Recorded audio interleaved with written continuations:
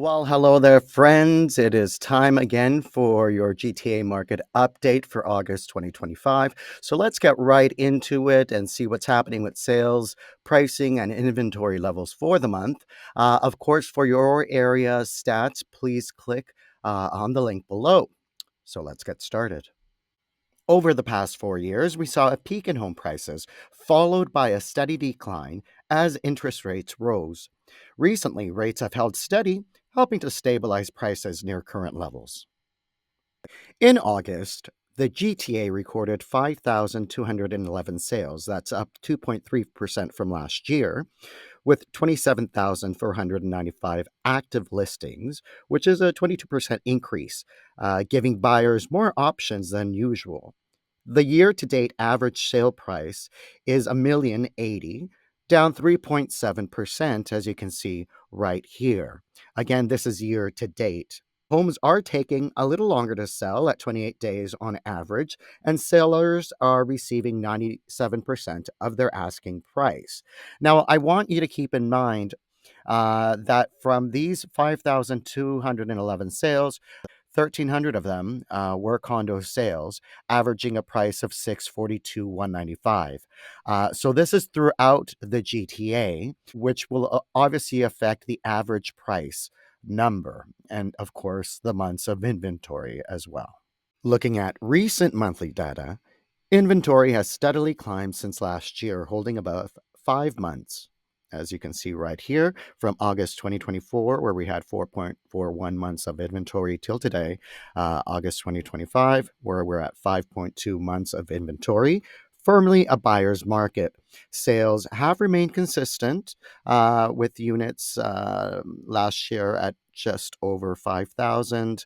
Um, Almost similar to this year, while prices have eased.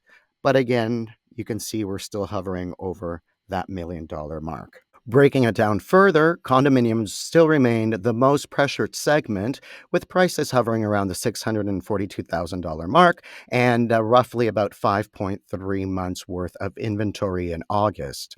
Detached, semi-rows, and town have seen similar softness, but generally lower inventory levels. So what we see when we look at the micro market analysis is that we take five different segments in the GTA. One being the downtown condo market, next one being the detached Mississauga market, detached Whitby, semi-detached homes in the Leslieville area, and semi-detached in Brampton, which will tell you the story and where areas are where buyers can find some great deals. For example, of course, we know that in the condo sector downtown, we have 5.95 months worth of inventory.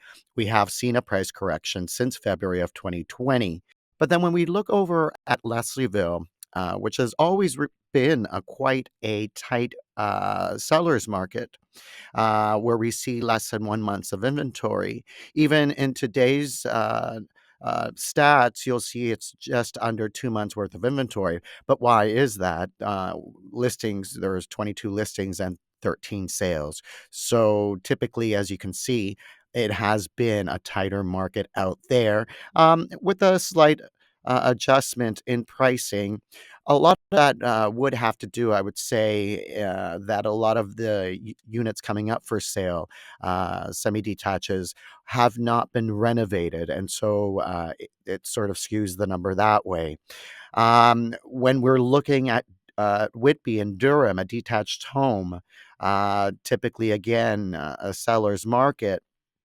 And even still, with 3.88 months worth of inventory, it's still pretty much a seller's market in that segment out in the GTA. So overall, you can see that where these numbers here from the condo sector might be bringing down the numbers in general when we talk about the GTA, but it is important to always dive into your specific marketplace.